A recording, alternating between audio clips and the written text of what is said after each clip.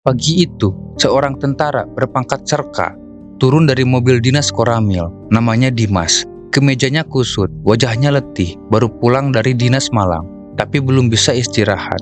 Adiknya demam tinggi, dan satu-satunya apotek yang buka cuma ada di pasar Cibening.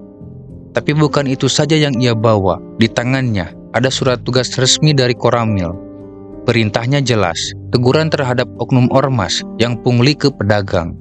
Saat memarkir mobil, matanya langsung tertuju pada sebuah pos kayu lusuh bertuliskan Pos Pengamanan Ormas Grip, Ranting Pasar Timur. Di dalamnya, beberapa pria bertopi ormas duduk santai, dan ada kotak kardus bertuliskan uang keamanan harian. Seorang ibu pedagang baru saja menyelipkan uang 50.000 dengan wajah penuh ketakutan. "Ibu, sini bu, kenapa bayar mereka? Saya takut pak, kalau nggak bayar, dagangan dibalikin, lapak dibuang." Dimas menarik napas dalam, lalu berjalan, menghampiri langsung para ormas yang duduk di kursi plastik. "Saya Serka Dimas, tugas dari Koramil. Sudah banyak laporan pungli di sini. Mulai hari ini, tidak ada lagi penarikan uang keamanan ke pedagang." Lu siapa? Ini wilayah kita bro, kita yang atur pasar ini." "Saya tidak ikut campur, saya hanya ingatkan, negara ini punya hukum, bukan premanisme." Warga mulai menonton, beberapa pedagang diam-diam merekam, dan Ujang, koordinator Ormas Grip, tampak merah padam.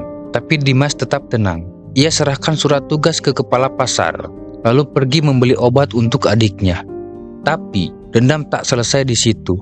Siangnya, Dimas parkir mobil dinas di belakang minimarket dekat rumahnya. Ia masuk sebentar beli teh.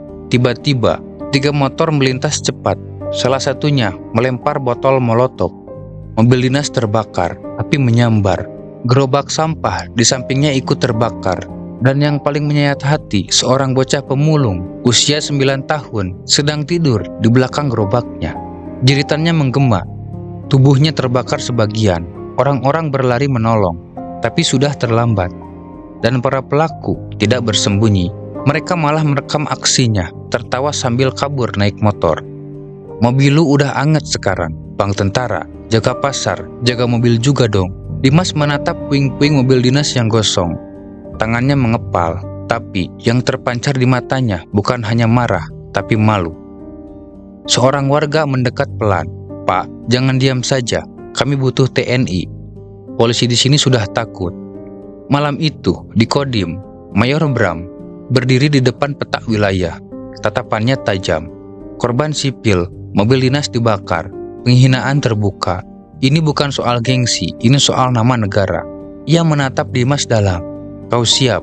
"Siap, Jenderal. Sudah terlalu lama kita diam." Jam 10 malam, barak Kodim masih terang. 12 anggota Kopassus berpakaian preman duduk melingkar. Di tengah, Mayor Bram. Ia lempar map ke meja. Foto-foto pelaku, nama, rute harian, lokasi markas, lengkap. Target kita bukan balas dendam, tapi membersihkan nama. Semua mengangguk, tapi Dimas hanya menatap meja. Di sakunya, tisu berlumur darah, milik bocah pemulung. Mayor Bram memandangnya. "Siap masuk kandang mereka?" Perintahnya jelas. "Saya minta cuma satu hal. Jangan bawa kamera, jangan dokumentasi, dan jangan ada nama saya di laporan akhir." Mayor Bram menatapnya lama, lalu mengangguk. Operasi senyap dimulai, tanpa serangan, tanpa sirine. Target, markas Ormas Grip, sebuah gedung kayu 2 lantai, dengan slogan besar di dinding, "Hukum bisa diatur." Jam 12:30 dini hari, tim menyusup. 4 dari belakang, 2 dari depan. Dimas menyamar sebagai pemulung, dengan karung goni dan gerobak. Tapi, satu anggota ormas keluar dari toilet, menatap Dimas, curiga. Namun, sebelum ia sempat teriak, lehernya dibekam. Diam. 5 menit kemudian, semua ormas dilumpuhkan, tanpa satu peluru pun, tanpa suara tembakan. Dan di lantai 2, penemuan mengejutkan. Seorang polisi berseragam lengkap, tangannya diikat ke kursi, mulutnya dilakban, matanya basah.